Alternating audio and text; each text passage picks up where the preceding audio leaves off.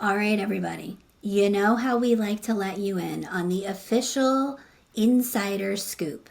Well, here's a scoop. Carol, where are we going to be in May? Fine gardening is going to be in the south of England in May, just after the Chelsea Flower Show. That's right. 4 years in the making, everyone. We have been planning an international exclusive garden tour of private gardens and interesting landscapes that there's no other way that you're going to be able to get into. And how we're putting together this exclusive tour is with Annie Guilfoyle, award-winning Chelsea silver medalist. Annie Guilfoyle is going to be leading a very small and intimate group of gardeners to explore the Somerset region of the UK. So, if you're interested, go to finegardening.com right now because, Carol, we are not letting a lot of people in on this. No, the beauty of this trip is it's such a small group, so you really get personal access to Annie. You're not going to be at the back of a long line, or you're not going to be on a huge motor coach full of 100 people. No. Yeah, it's going to be a fun trip. I'm a little jealous. If you want to see photos of the places that this tour will take you, go to our Instagram and you will see we've been posting. Yeah, it looks amazing. You will be filled with longing. We're exceptionally proud. We curated this. I'm not joking when I say 4 years in the making, and we're very, very proud to bring this to you. We took everything that we didn't like about garden tours in the past, and we're doing just the opposite. Private, small, 4-star accommodations. I mean, we could go on, but go to finegardening.com. You'll see on our homepage that there's a portal to take you right to this tour so you can read all about it and buy an exclusive ticket because we're only letting a handful of people in on this.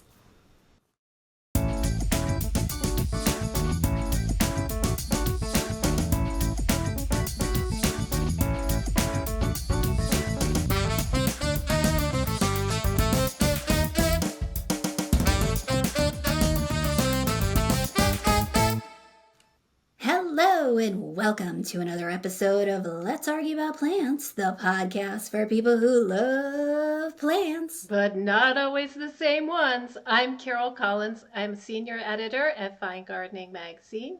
And I'm Danielle Sherry. I'm the executive editor here at FG.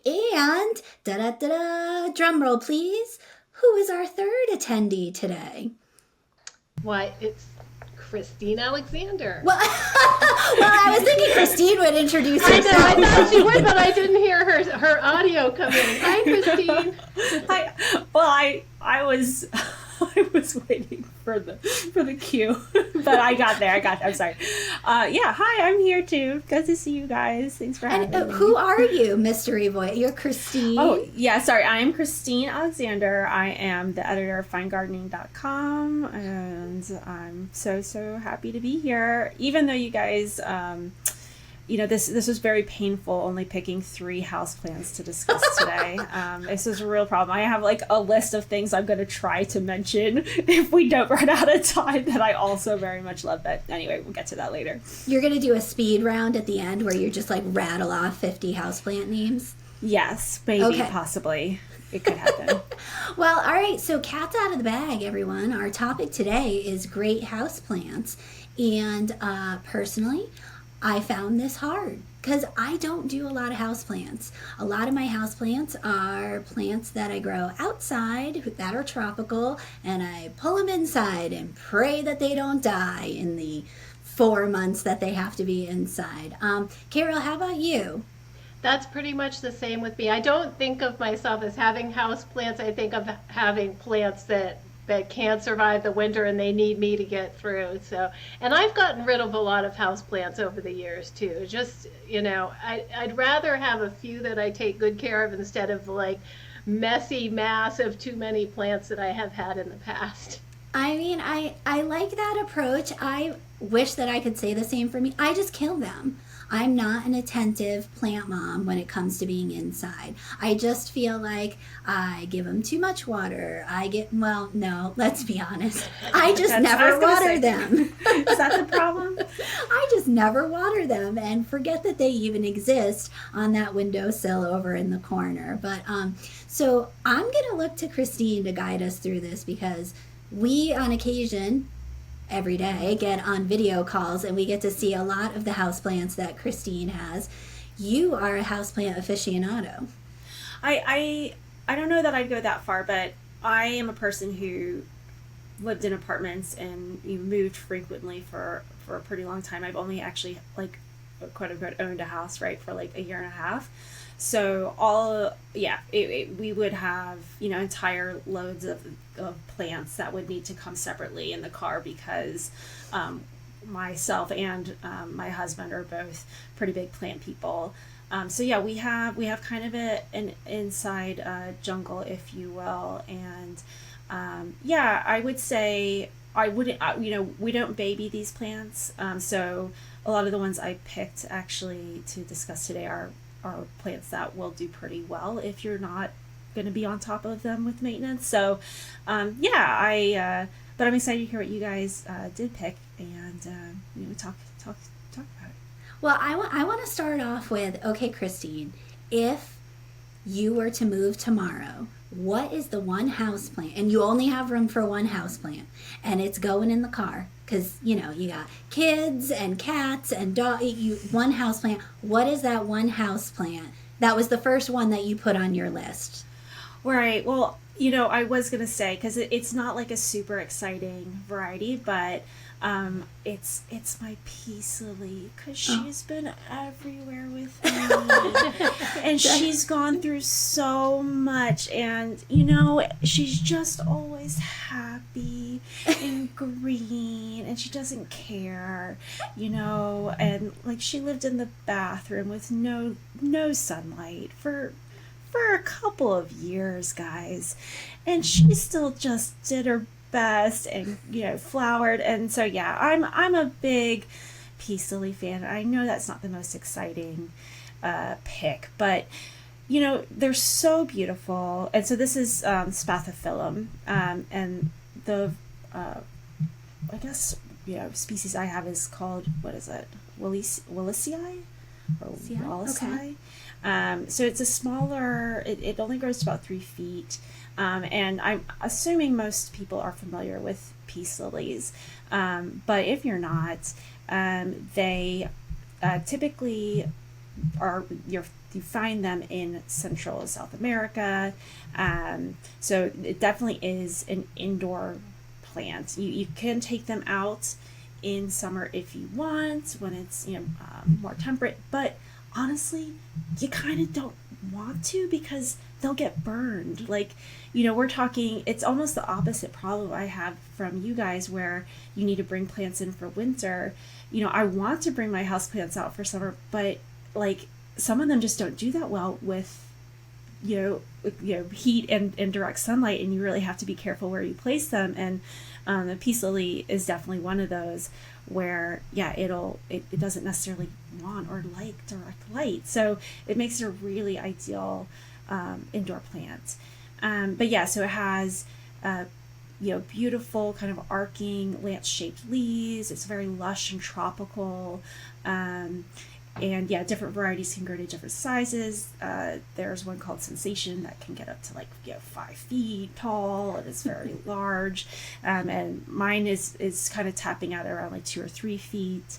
And it will flower. You can get varieties that'll flower continuously. Mine flowers 1 or 2 times a year, and it's a really interesting. It's actually got it's not a bract in a peace lily. It's called a spadix. Spadix, yeah. So it's actually, I guess it's a leaf, right, that is formed around the flowers, which are just kind of like a spike. They're not super interesting, but the spadix will kind of protect and hood the the spathe will hood the spadix. So yeah, it's just got these very pretty kind of cup shape, almost like graceful flowers that arrive every so often. And whites, creams. Yeah, white, mostly white. And the you can get varieties that will have like more variegation in the foliage. There's actually a really pretty one that we featured in the magazine in our houseplant department called, I think it's Picasso, that I've kind of been drooling over because it's so pretty. So the leaves on that one are kind of more of a mixture of white and dark green. But you know, the kind of straight species are one you'll often find has more of like kind of a dark, deep kind of emerald green foliage. And yeah, I mean, it's just such an easygoing plant. It can do fine with indirect light or very little light. You know, moist soil, you know, doesn't like to be overwatered. Like I said, we kept it in the bathroom, and like that pretty much like was okay for it for a long time with like very periodic, you know, watering. So yeah, I just think it's a winner for people who are new to houseplants or not, who just want some, you know, beautiful kind of lush foliage in their, you know, inside.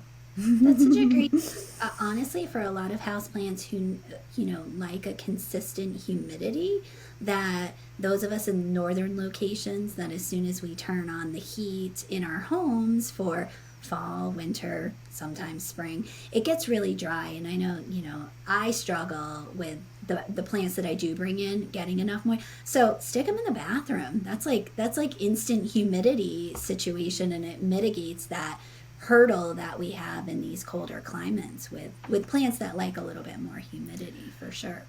Right. And we do have humidifiers kind of throughout the house, like, you know, as a result of, I think, both just liking to not be super dry, but also because we do have so many plants inside. So yeah, it's definitely but even so, I think peace lily is one who can do pretty well with low humidity as well. It doesn't need to be like misted or anything like you hear some of these plants. So anyway, that's my first, and she's so great. And well, I think we're done. I mean, we're done. Yeah. We're done. Carol, like, listen, I did notes. I'm gonna do. Carol, same question to you. Okay, you're moving tomorrow. You've only got room in the car for one indoor plant. What's it gonna be? Well, it's not one of the ones on my list, but I have one that's been with me everywhere, and it is since college. So my freshman roommate and I went down to the Giant Eagle grocery store, and we bought a jade plant, and we bought a holiday cactus, and we named them. The holiday cactus was Georgia, after Georgia O'Keeffe. Anyway, she got custody of both plants when we moved out after freshman year, but then she was with roommates with hungry cats that hungered to eat her plants, and so she gave Thurber, who was the jade plant, he got eaten entirely, so he was gone. But Georgia came back to me, and I have had her ever since. And I don't want to tell you how many years it's been, but it's decades. And in fact, when my college roommate's oldest child went off to college, I divided the plant and gave a piece of Georgia to her. That's amazing. Yeah. Oh my gosh, that's like the nicest story. That's so sweet. And she didn't make the list? And she didn't make the list only because, you know, I don't know why she didn't make the list, but like that one has personal connections. For me, most of my house plants, they're just house plants. They're just plants. And if they die, I will get something newer and prettier, as Irvin Etienne likes to say. But not Georgia. That one is special. Well, maybe you didn't think about putting her on the list because she's a member of the family, not a plant. She's a member of the family now. Yeah. Okay, all right. All right, so who's one of your disposable house plants that you don't care about? Okay. Well, I mean, I care a little bit. So, okay. This is one that I thought was pretty boring for like the first 5 years that I had it. It's called Easter lily cactus, and I honestly didn't even know the name of it. It was just like that cactus. Its other common name is domino cactus, and it's a little small globe shaped, kind of olive colored cactus. It stays really small. That's one of the best things to make, a good house plant. It doesn't get too big. It stays, a few inches tall and gradually gets a few more inches tall over several years.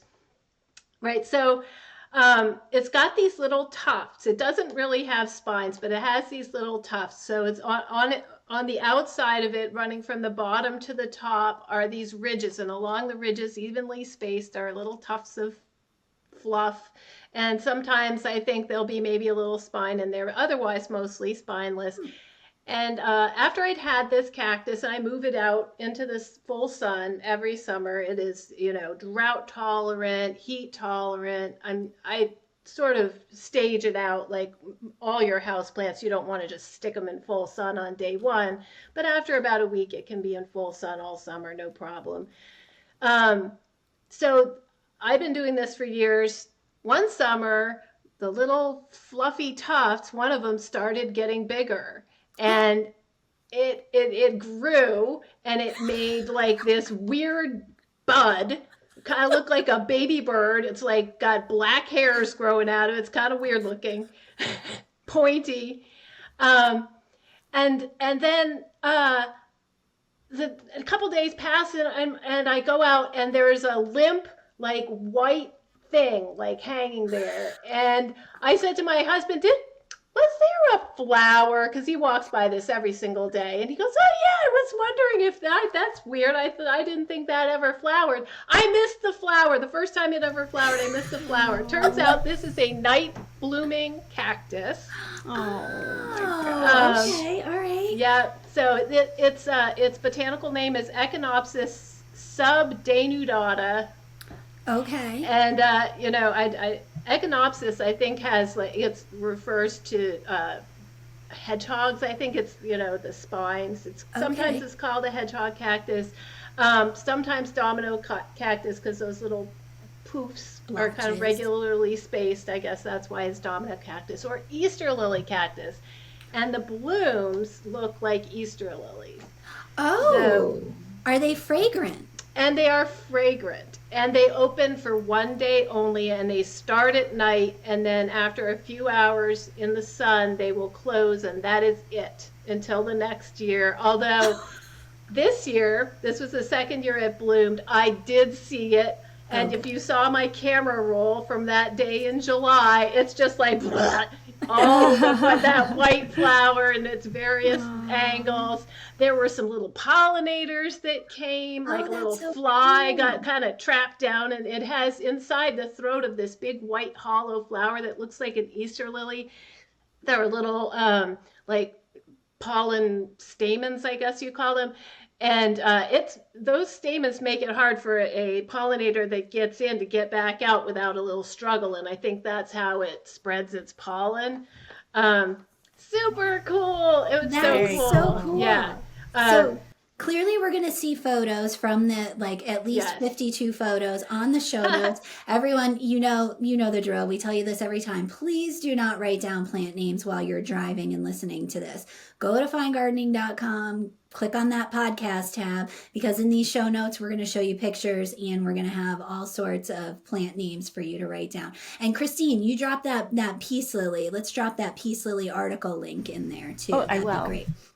So, okay. So, and to see Carol's domino cactus in its full glory. Yes, but I restricted myself to only 2 photos because, I have video, guys. I mean, it was a big event in my life, but this cactus is native to Bolivia and Paraguay. It likes, rocky, well-drained soil. So as far as care, just make sure that it has well-drained soil, give it plenty of sun, and it might flower for you someday.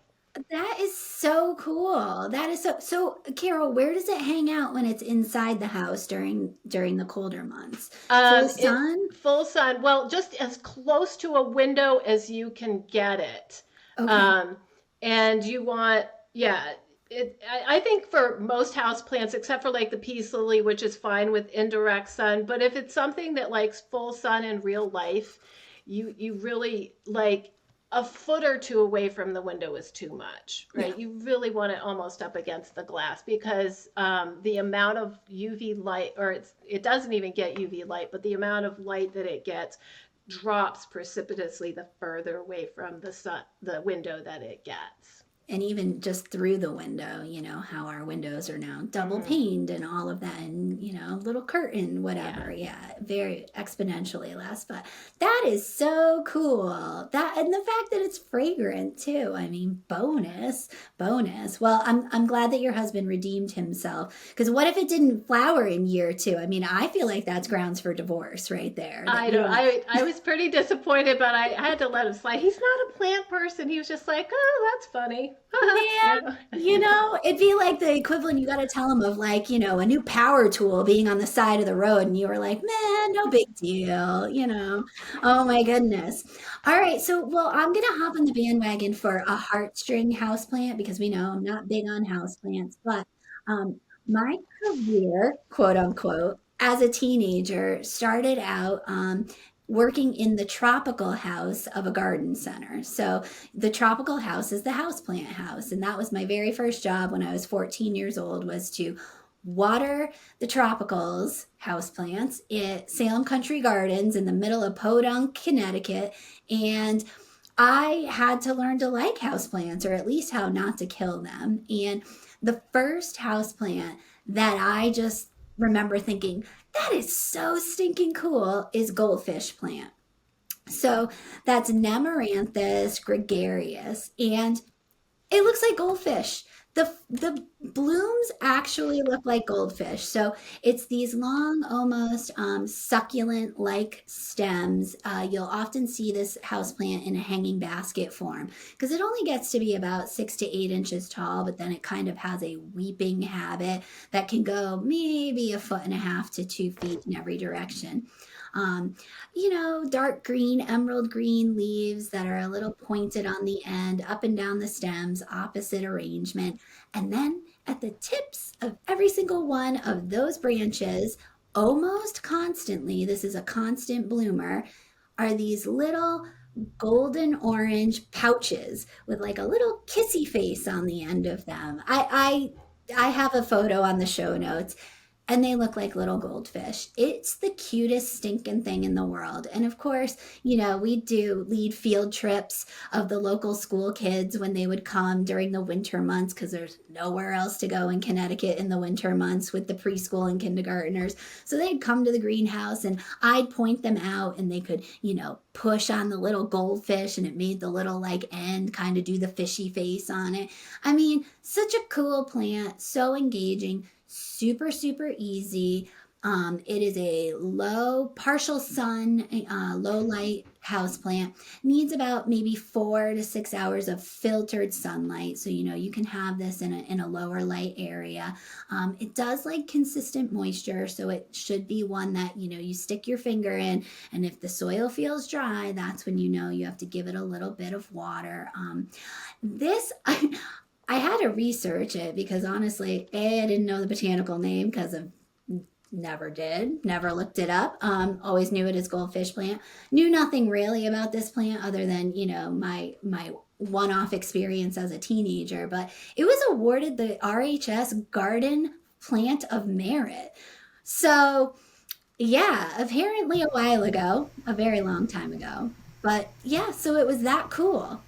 Wait, what is the deal with the goldfish? Is that the flowers or the The goldfish, or is it? flower literally looks like a goldfish. Yeah, Okay. up on our show notes. It's just really cool, and that's how it got its common name, because it does look like a goldfish. It's so Not hilarious. not familiar with this, but it sounds awesome. So, and basically, it is a constant bloomer. You'll see it flush with flowers in the spring and the summer. So really when it's exposed to a little bit more heat and more light, I think light is really the key. But then during the fall and winter, and I took a picture of it just the other day, so it's obviously winter and it's still blooming. You'll get more sporadic blooms, but you'll always be able to see the goldfish. Yeah, so that was, heartstring plant for me. Every time I see one at a restaurant or at a greenhouse or at somebody's house, I'm brought back to leading field trips of preschoolers through a tropical greenhouse and all the fun questions they ask. Okay, so second plant on my list is it's a begonia. Okay, it's a cane begonia. We actually saw this plant together. Probably I don't know when we actually got together last. Where we went to Logi's greenhouse, which is an amazing place. And so it's an angel wing begonia. The one they had there is begonia maculata whitei. They also call on their website they have begonia maculata variegata. So you can find it one way or the other. But this is just such a unique looking plant. And it's not a new cultivar. I guess actually the whitei comes back. It is an older cultivar. It's actually was created in the 1930s. So the funny thing is it's a hybrid. We don't actually know what it's hybridized, like the actual species is created this hybrid. It's sort of a botanical mystery. But needless to say, it is a really unique looking plant. So if you're not familiar with it, it has tall, upright stems. The whitei variety tends to be a little bit more bushy, but some of the cane begonias can get really tall, like almost 10 feet. This one will top out maybe more like 5 feet, which is still pretty tall for like an indoor plant. And they call it angel wing because the leaves are they're angel wing shaped. And that would be unique in and of itself, but they also have silver polka dots on the upper surface of of the leaf, and then the underside is red or burgundy. So it's like an overachiever. It's like, yeah, I have this cool thing and this cool thing and this cool thing all going for me. Right. It doesn't sound like it should be a real plant. It doesn't actually kind of look like it should be a real plant. It looks like somebody took like a silver paintbrush and put polka dots on this plant. But it's so decorative, and honestly, right now we're recording this, it's holiday season. It's such a great, perfect plant for the holidays because of, just the combination of this red and the green. And it's just a really beautiful plant. And it does flower. It gets clusters of these sort of small white or pale pink blooms on pendulous stems. It will flower intermittently throughout the growing season. So it is the flowers aren't the main attraction, although they are very pretty, but really it's the foliage that is the real attraction here. And again, this is similar to peace lily in that you kind of want to avoid direct sunlight because it can scorch the leaves. So bright indirect light is best for for foliage, to keep the foliage vibrant and to keep it blooming. But yeah, it's just a really unique looking plant, and does really well indoors. It can be susceptible to powdery mildew, so something to keep in mind. You want to maybe make sure it has enough air circulation so that things aren't building up. So you also want to keep it out of drafts and things like that, because it's a little bit more finicky of a houseplant than like something like the peace lily, which can really deal with a lot of whatever. It doesn't like to be overwatered. It doesn't, it doesn't want to be next to a cold, drafty window. So things like that to keep in mind. But yeah, just a gorgeous plant. And yeah, definitely take a look at the photos if you're not familiar with this. I also wanted to mention, just in my research, I found a version of the angel wing begonia called Looking Glass. Are you guys familiar with this variety? No, but it sounds spectacular already. It is silver. It is silver. Like all silver on the outer leaf? The top of the leaf is like shiny silver. And the underneath is like burgundy. It is fantastic looking. Begonias are such a cool species. Like, I think that, like, I was really struggling, like, now that I was like doing this research, like, not to buy a bunch more begonias because there's just so many different types. But anyway, yeah, it's a good one. Agreed. And I feel like begonias too are fairly forgiving when you're not a great waterer. I've had Rex begonias as an indoor outdoor. Escargot is one of my favorite ones, and they let you know, like, they start to droop a little bit, you splash them with some water and they come right back again. So yes, yeah, and that's what I have found too, is that it's okay for the soil to dry out, in between waterings. Like, some plants need consistent moisture, but this does not. So supposedly they're easy to root from leaf and stem cuttings, and we had somebody in our neighborhood garden group had pieces that, they're like, try these out, see if you can root it. So I brought home a leaf, and it took months and months. It made roots. It never ever did another thing. And finally, eventually it died, but it did make roots. So easy to root, but not necessarily easy to grow a plant, a new so what plant. did it do? That, like, the leaf then grew a root? Because I've heard that too, especially Yes. with some of the begonias that have like the fuzzier stems. It's almost like they have these altruistic roots, right? But then what? Like, you stick it in soil and it never did anything? It was like a singular root? No, I didn't do a lot of people will root in water. I didn't. I put it Okay. right in the soil. Roots grew out of it. And nothing else ever happened. Like, I think what's supposed to happen is that a new stem emerges and then it's a new Yeah. plant. But that part did not happen for me. So Okay. I think I must have done something wrong. Or you just had a stubborn begonia. That could have been Yeah. it too. Let's not blame yourself, Carol. Let's blame the plant. I think the answer could have been as easy as like a road trip to Logi's, though. There are easier ways to get this plant, is what I'm saying, than what I was trying. Right. This, by the way, this episode is not sponsored by Logi's No. Greenhouses, but we should say that it is a very, very cool place that if you are within the, East Coast of the United States, it's definitely worth a field trip or a vacation centered around it. But they also have a great online website that you can order, and so many cool house plants, and they do deliver. So it's worth taking a look and seeing what they've got on there, because cool Yeah. stuff. fair warning, though, also. Yeah. And not to pile on, but like, what my next plant is actually from there. Yes, segue. I love a There we natural go. segue. Natural All right. segue. What is it, Carol? Is Okay. it one that you got when we did our group field It trip? is. All right, so it's called Red Tiger Flowering Maple. That is a Butylon Red Tiger, hardy from only zones 8 to 10.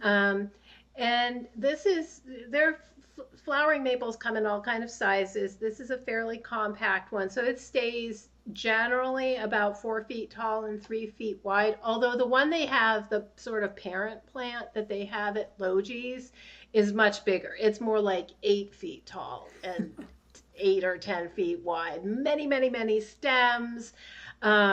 Very cool. And although these are called flowering maples, they really have nothing to do with the genus Acer at all. They are not, they're actually more closely related to the mallow family, Malvaceae, which has over 200 species. But the abutilons are in there and they are all flowering. And when you hear mallow, the shape of the flower makes sense. It's some people call it a Chinese lantern flower on this flowering maple. It's a sort of a drooping.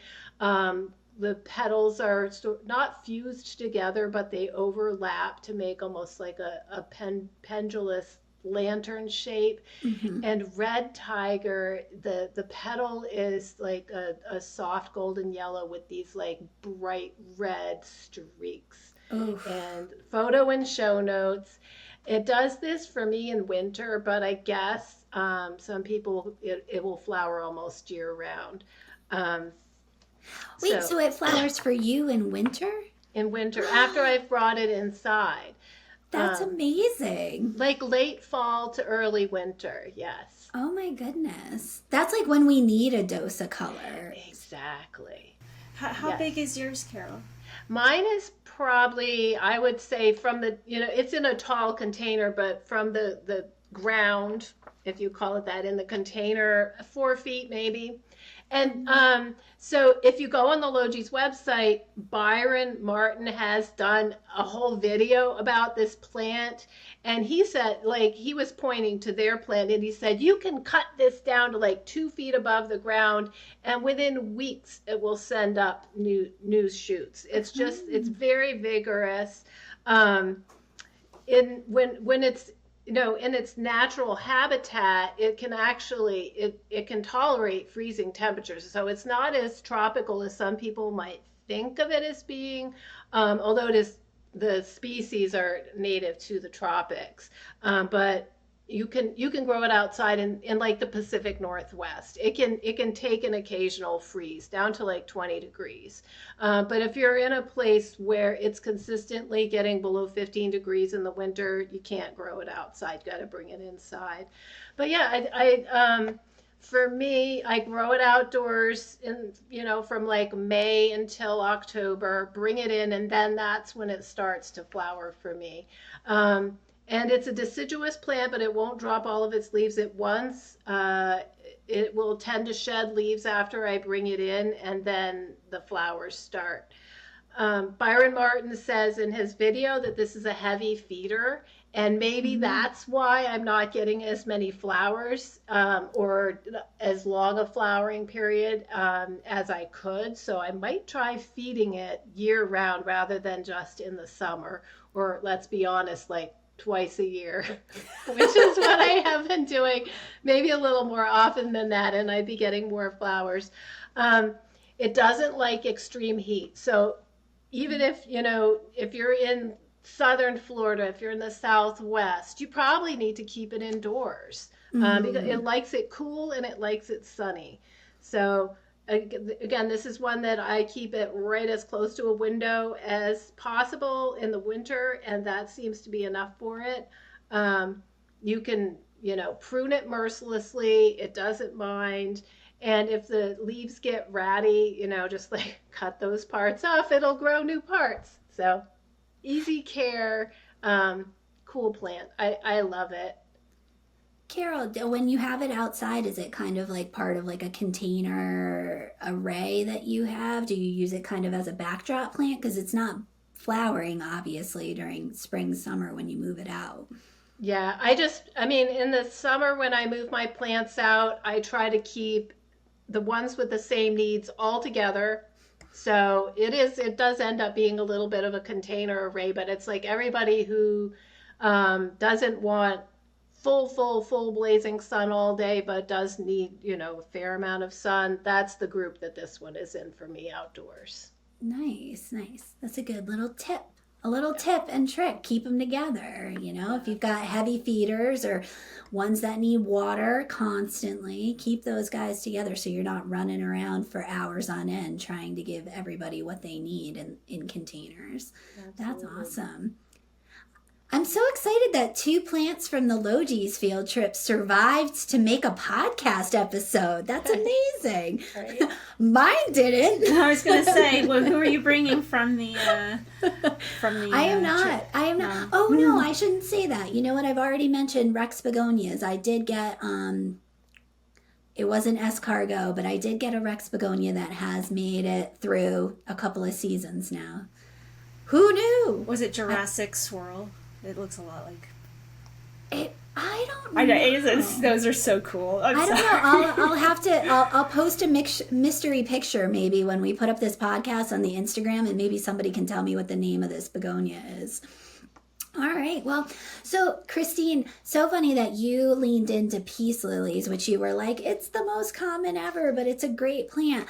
I felt the same way about pothos. Oh, like yeah. I feel like even people who don't grow houseplants know and have a pothos or visit one at their doctor's office, you know, whenever they go for their physical.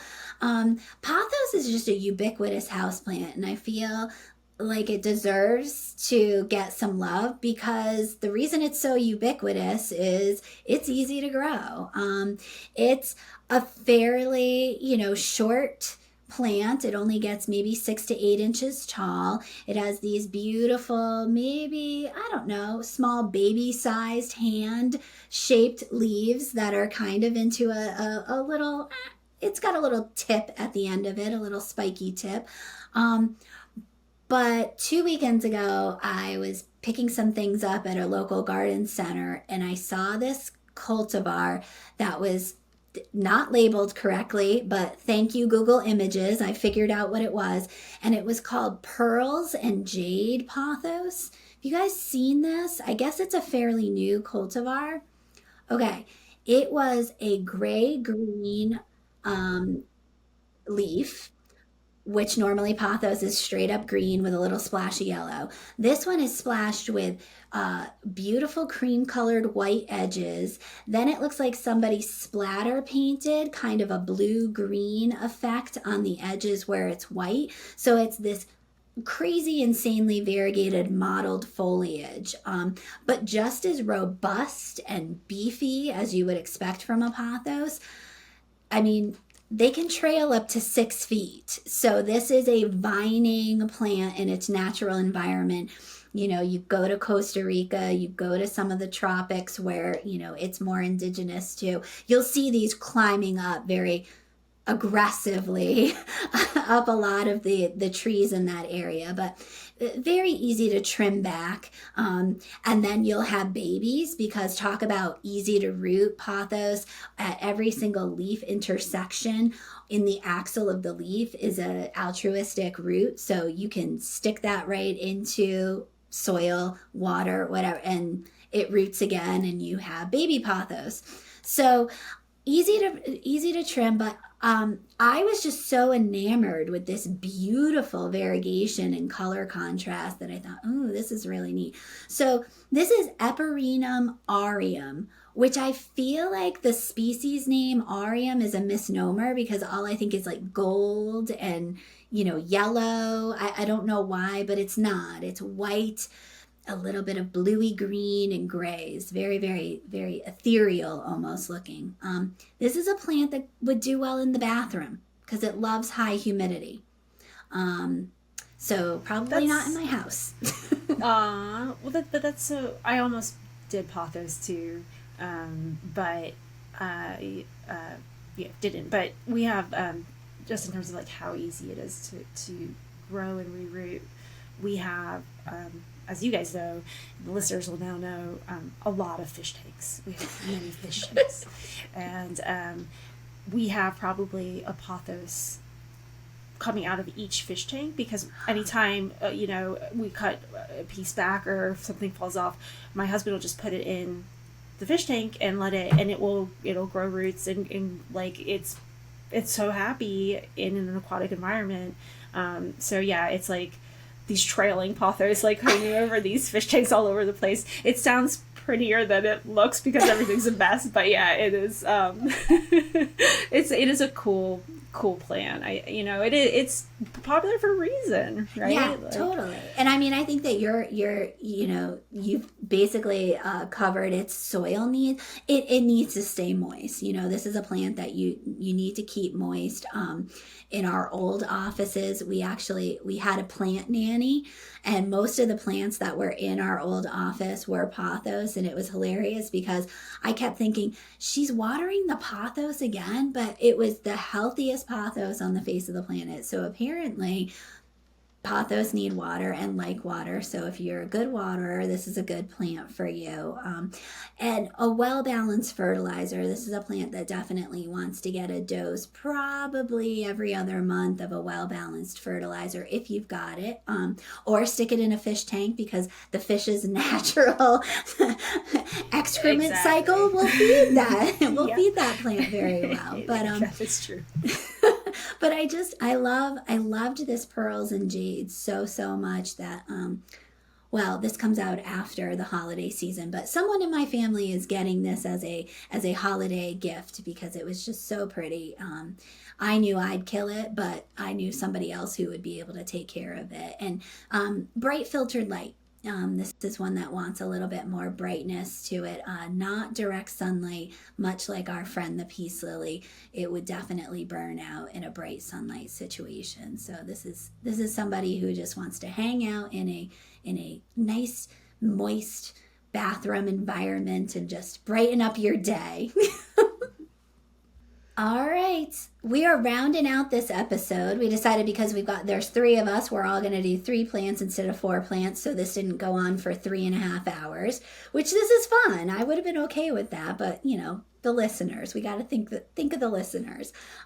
So Christine, 3rd plant, it was hard because you had one and then you crossed it off and then you were like, who made the list in the end? Yeah. So this one, it's a bromeliad, and it's we have a lot of plants. And bromeliads are they're interesting because they only flower the once, and it might take them a couple of years to flower, right? But they're such a unique variety of foliage you can find in bromeliads, and they are fairly tough, so it felt like it's just a really good plant again for someone who's trying to explore houseplants, maybe who doesn't have a ton of experience and just wants kind of like a pop of green. And so this is a Rhizia bromeliad or Rhizia splendens. They are so cool. And so I actually got to go to Costa Rica a couple years ago and see them growing in the cloud forest and all these places, and it's, I believe, you guys correct me if I'm wrong, epiphytic, where it grows on other plants. I can't remember. Yeah. Okay. And it eats other plants, right? Well, it gets. I'm not sure about eating the plants. I don't think so. It's not parasitic. It's not parasitic. Epiphytic is just it's just attaching to. Yeah. Yes. Just attaching to.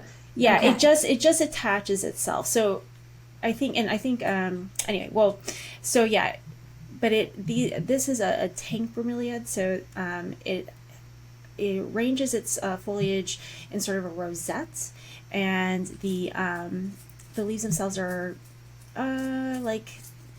maybe 10 inches to 12 inches tall, and they when they do flower, they will send up this sort of central flower spike that is very usually very brightly colored, and again, actually we were talking about this earlier, it has bracts, so you actually don't see the real flowers. It's the bracts that are so colorful and that protect the actual blooms. But they can be bright, vibrant red or orange, and even when the flowers die, the central spike, the bract part of it will stay, and so you have this sort of, bright focal point, offset by this like dark green foliage, sometimes for months. And this specific species you often will find with, it has horizontal bands of like a deep green mixed with a dark kind of maroon color. So it'll alternate, and it's can be almost striped. And yeah, once it flowers, it will die. So it's monocarpic in that way, but it will develop pups. So that I think is really actually kind of cool. Like, I was just thinking, Carol, when you're talking about your cactus, like it blooms once, like, and it overnight, and it's like 12 hours or whatever it is, and it's like, why is that good? Like, that doesn't seem good, and then like, and I hear myself talking about a plant that it blooms once and then dies, and it's like, but when you're developing a relationship with these plants, and I know you guys aren't like big houseplant people, but it's so kind of cool to like, see them do these unique, interesting things, and then like, for instance, with the bromeliads, like to have kind of, generations of these plants that you continue to grow and can replant and things like that. So agaves, that's the same with agaves. Yeah. Which is, I collect agaves, and it's like, yeah, they bloom, that's it. But they create pups. Have you had one bloom and die, Danielle? Two now. Yeah. And it's sad. Yeah, Gertrude, she bit the dust last year. And it was sad, but there's generations now of her elsewhere, of her offspring. Same thing, they pop out, they set offsets, which is really cool. It is really cool. I was actually kind of surprised you didn't have any agaves on your list, Danielle. I didn't. And my last one is not an agave, but I know. There's a twist. Okay, good. I have a question about bromeliads, and maybe one of you know. Do you water it in the cup, or do you not water it in the cup? Do you know what I'm saying? Because it forms that rosette cup, and then there's and I don't know where you're supposed to water it, because I've heard two schools. I'm guessing it wants water in the cup. What do you think, Christine? We water them in the cup, Okay. and because it sort of, at least what we found, is if you do that, the water will work its way down to the soil as the plant kind of needs, and then once the cup is dry, that's when we add water again, because these do not like, you think like Costa Rica, it probably like really wants a lot of water. It doesn't like to be overwatered. It'll rot actually. So yeah, we've had success with watering in the cup. So it's got its own self-watering.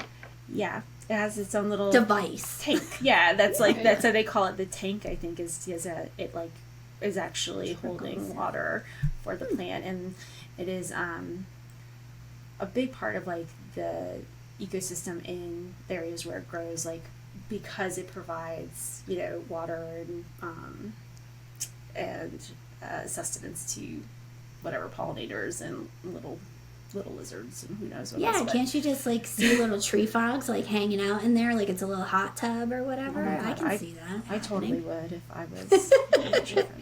So Christine, say which variety of bromeliad this is again. So there are a bunch of different ones. The one we have a bunch too, and it can be really hard to tell what species of bromeliad you have because without the flower, it's hard to tell them apart.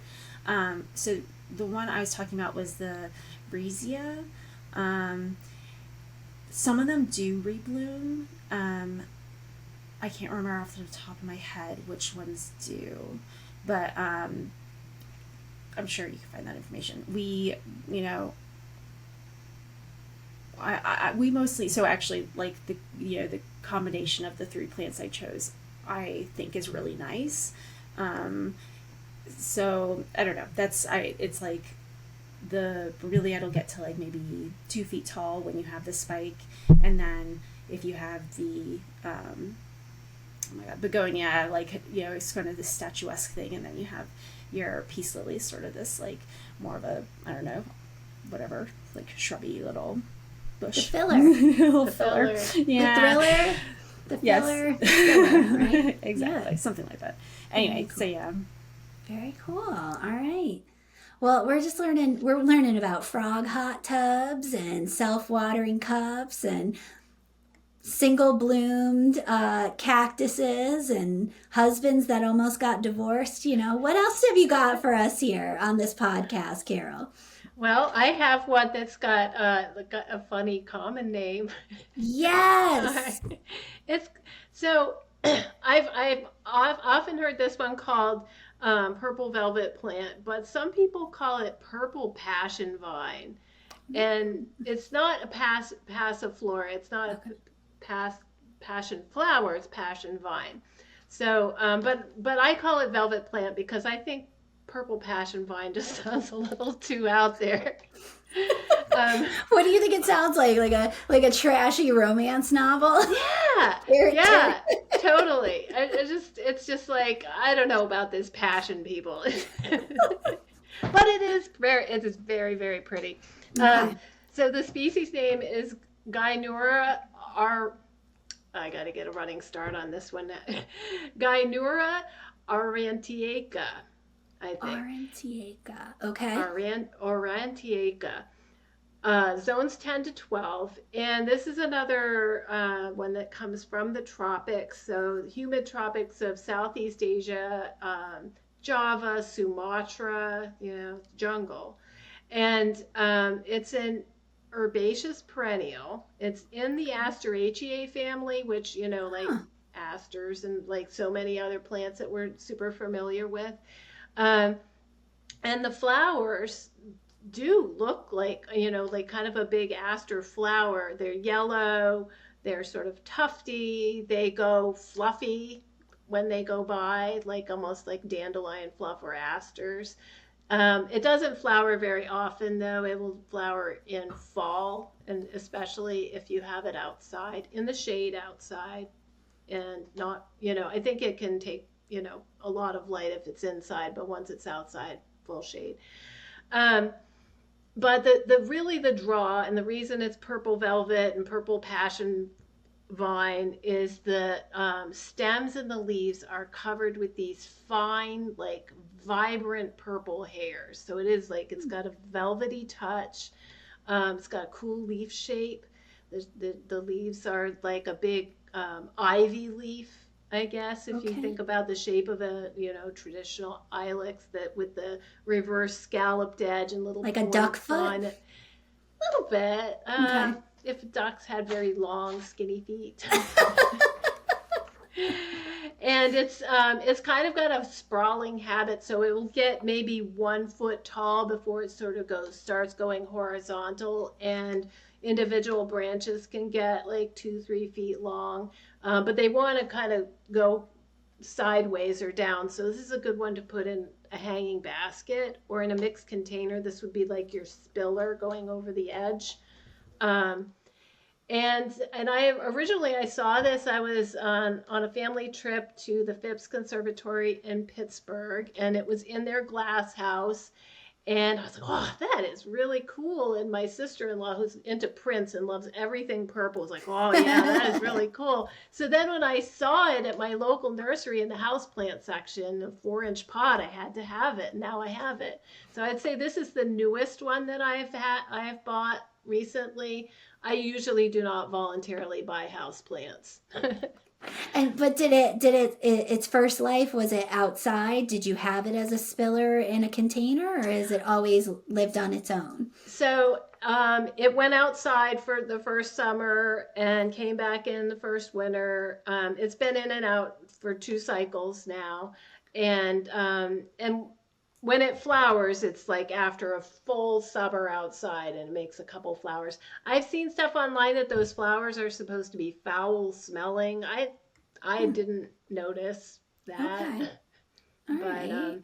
I guess if it was indoors with you, maybe you would notice. Oh, true. Very true.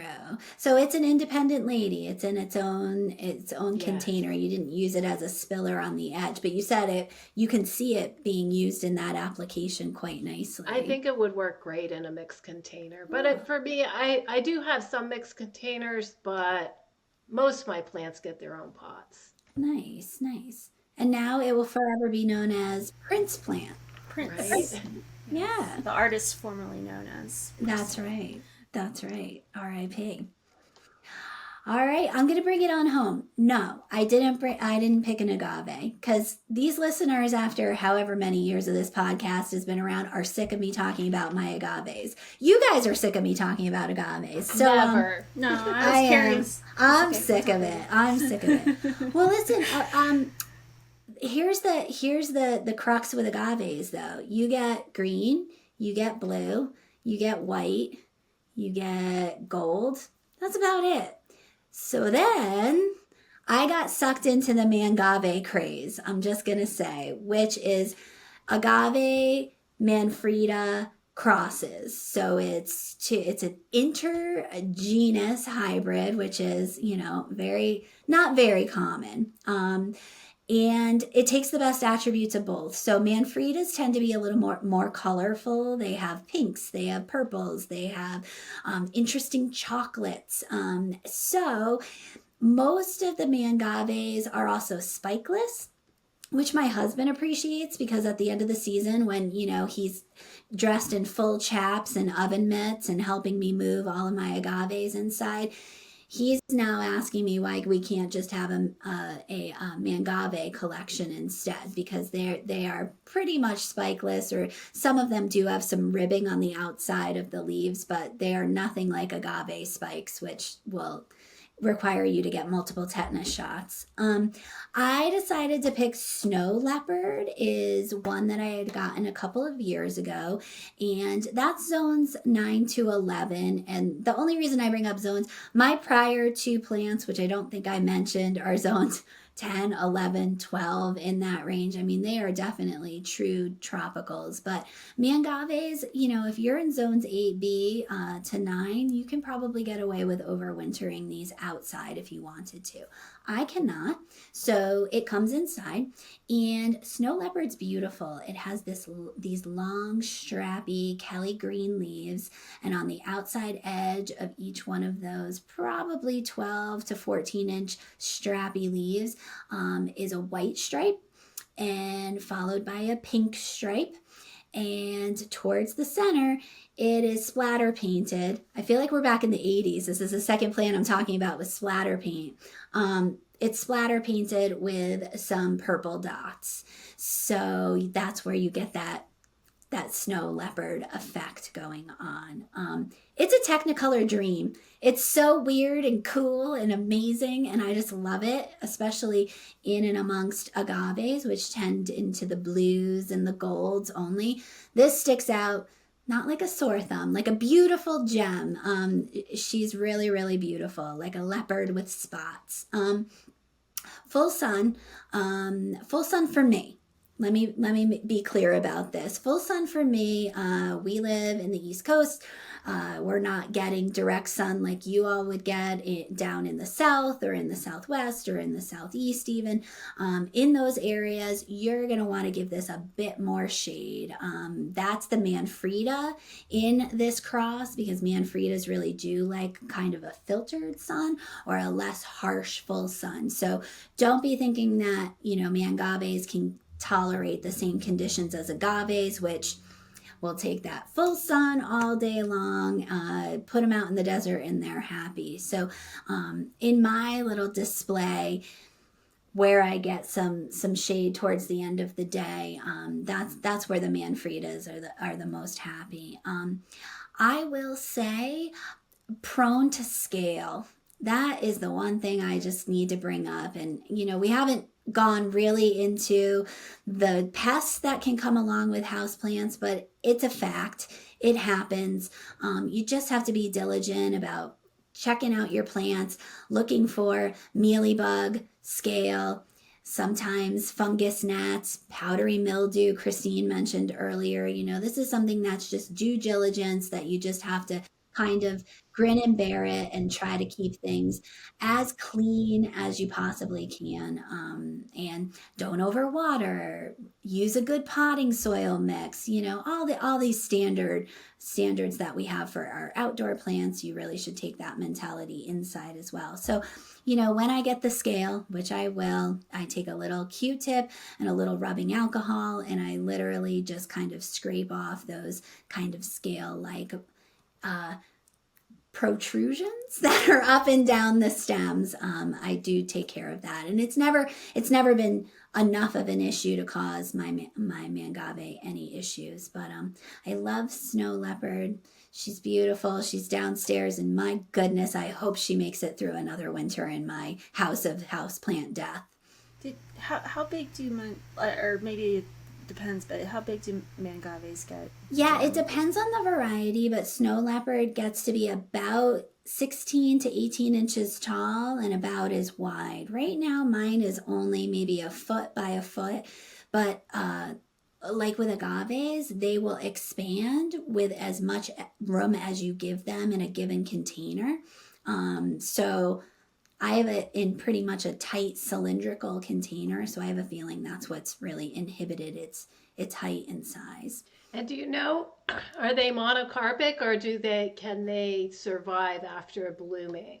I know that Manfredas survive after blooming, so I'm not really sure the answer to that, because does it take the the characteristics of an agave and after it blooms it's done? But because it feels like it's more Manfreda-like, I'm thinking that it's not monocarpic, that it'll bloom and it'll be okay, but maybe that's just my wishful thinking. And if I come up with an answer, I'll put it in the show notes. Yeah, I feel like Hans Hansen, I was out at Walter's Gardens in Zeeland, Michigan, where they have a whole giant bed of the mangaves, and I feel like I might have been told that they can survive flowering, but I'm not 100% certain on that.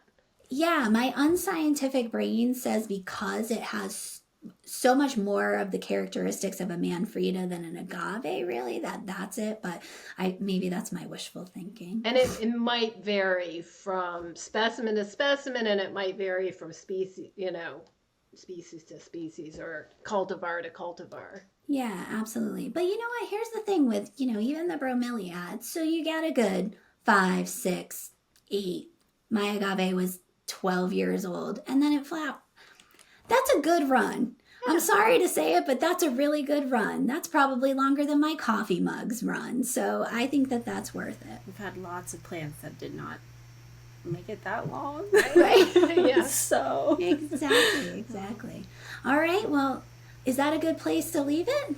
That's a great place to leave it. What a cool plant to end the episode with. We didn't talk about aloes. Oh, geez, here we go.